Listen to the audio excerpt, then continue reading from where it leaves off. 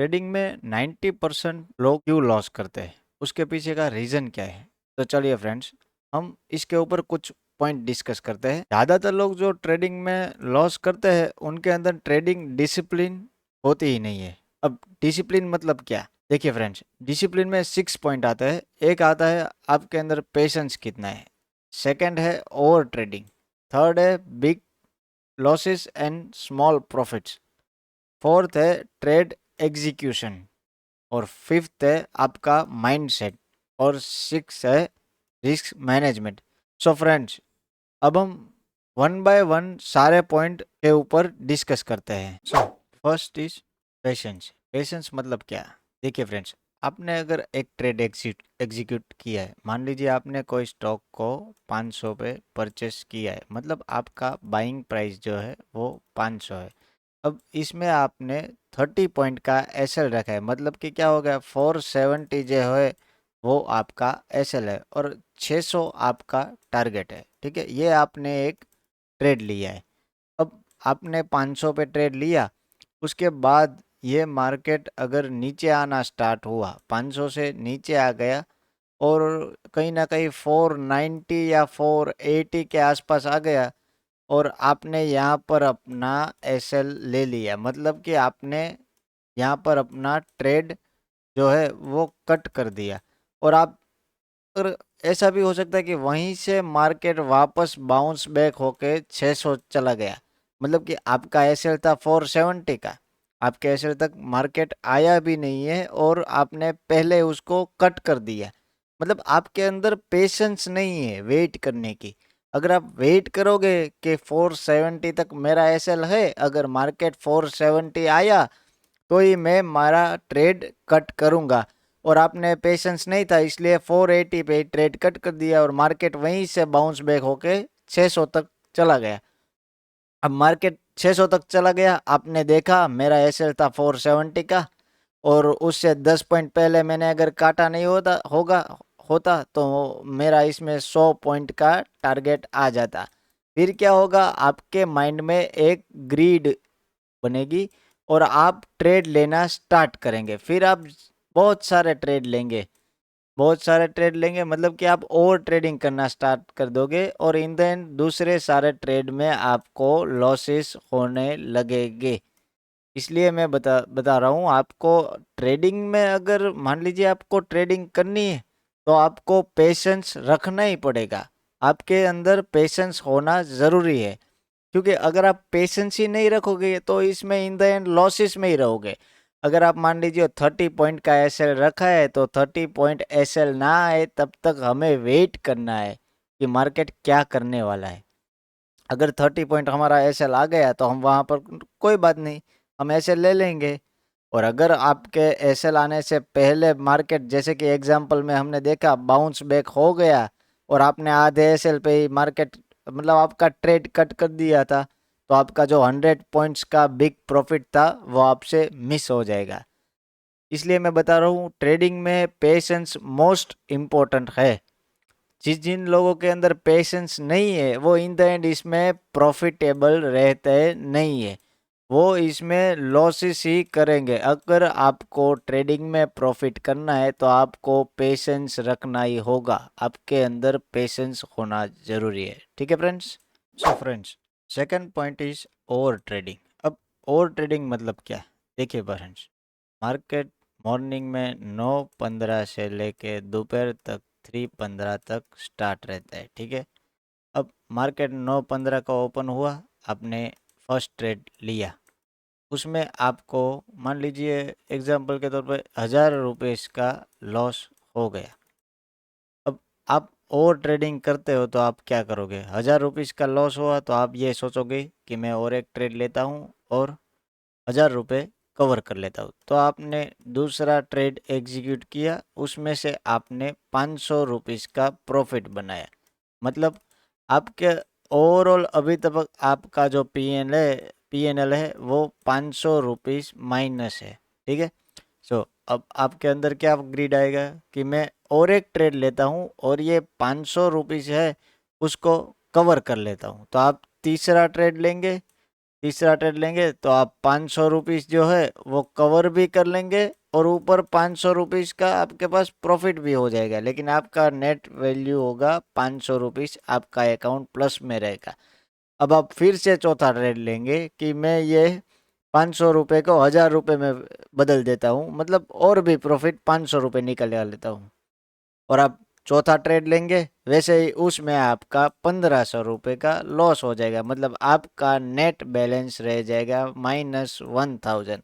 वापस से आपका 1000 रुपये से लॉस हो जाएगा, वापस से आपका माइंड बोलेगा कि अभी और ट्रेड लेता हूँ और लॉस कवर करता हूँ और प्रॉफिट बना दो। वैसे ही आप ये ट्रेड लेते जाओगे, इन द एंड आप एक बिग लॉस कर दोगे। बिग लॉस मतलब कि ये आपका अकाउंट का 50% भी हो सकता है। मैंने कई ट्रेडर्स ऐसे देखे जिन्होंने सिंगल डे में 50% या पूरा अकाउंट ब्लॉक कर दिया है।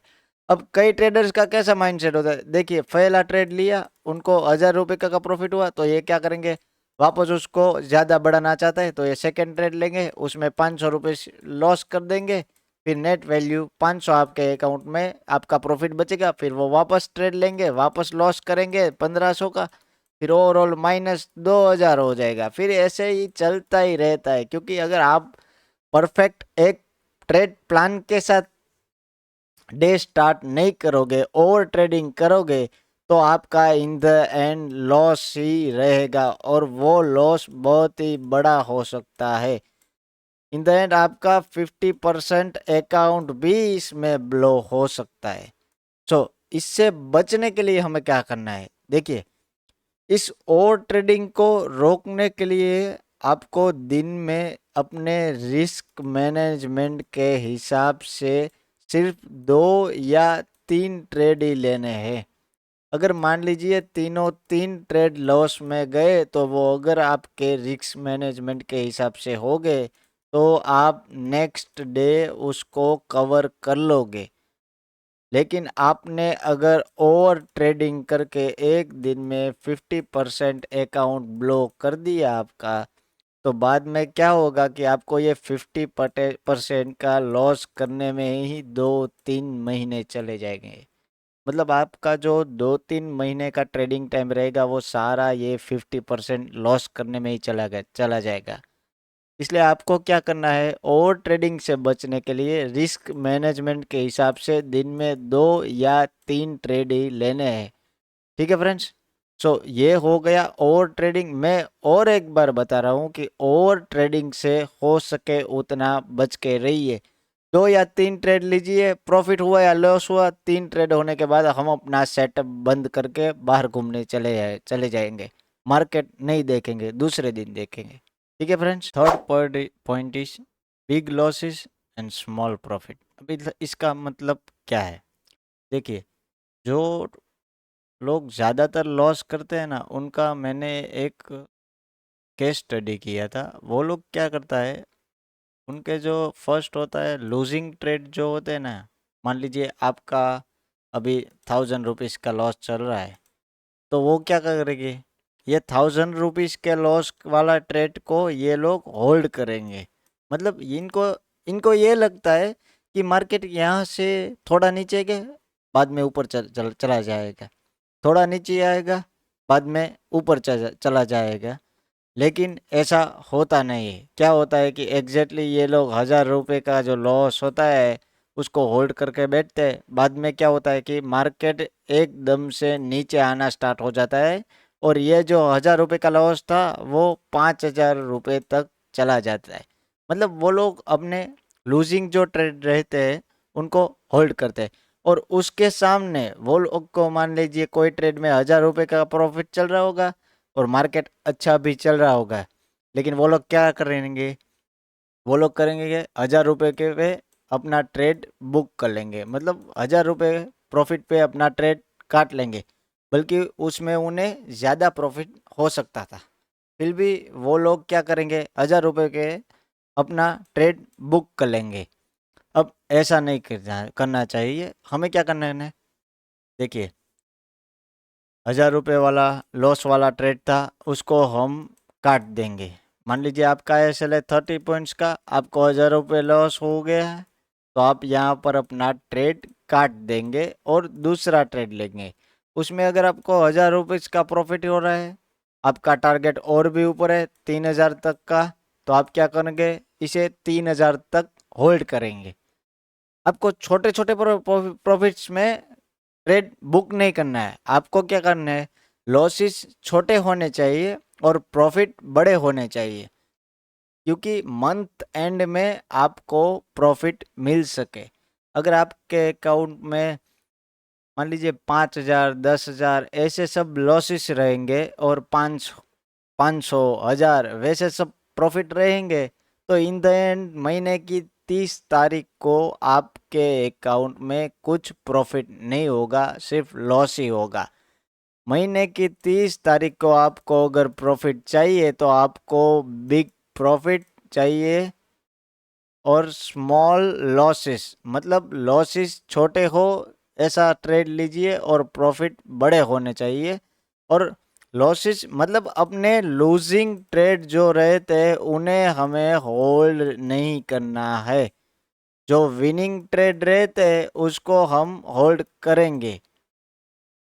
जिन जिन ट्रेड में आपको प्रॉफिट हो रहा है उनको आप होल्ड कीजिए, लेकिन लूजिंग ट्रेड काट दीजिए। ठीक है फ्रेंड्स, अगर आपको इन द एंड प्रॉफिटेबल रहना है तो आपको विनिंग ट्रेड होल्ड करने और लूजिंग ट्रेड जल्दी काटने हैं। ठीक है friends. Fourth is trade execution. Trade execution मतलब क्या? देखिए, जो लोग ज़्यादातर लॉसेस करते हैं ना, उनके पास ट्रेड एग्जीक्यूशन का कोई प्लान नहीं रहता।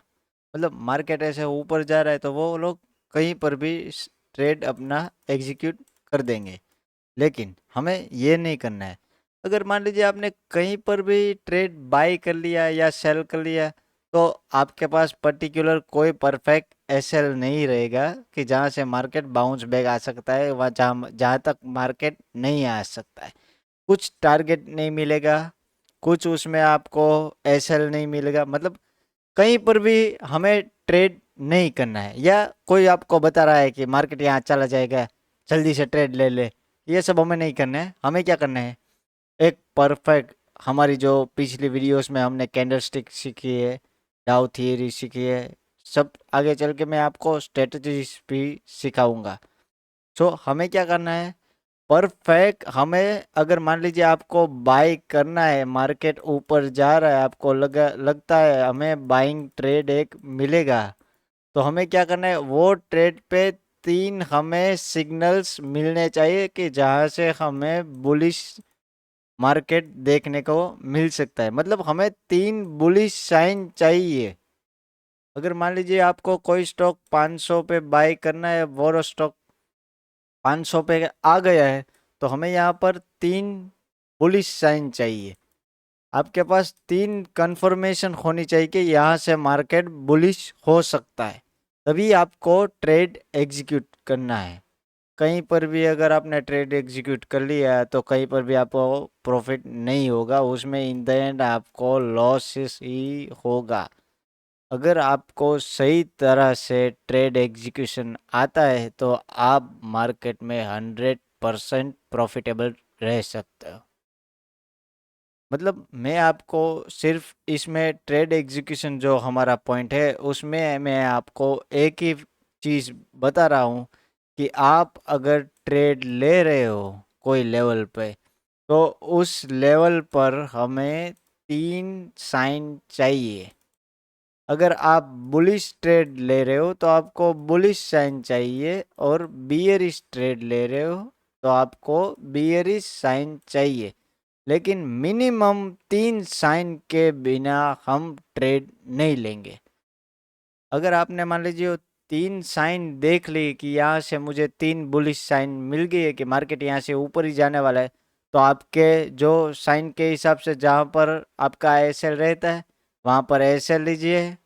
अपने रिस्क मैनेजमेंट के हिसाब से ट्रेड में क्वांटिटी एग्जीक्यूट कीजिए और आप अपना टारगेट रखिए।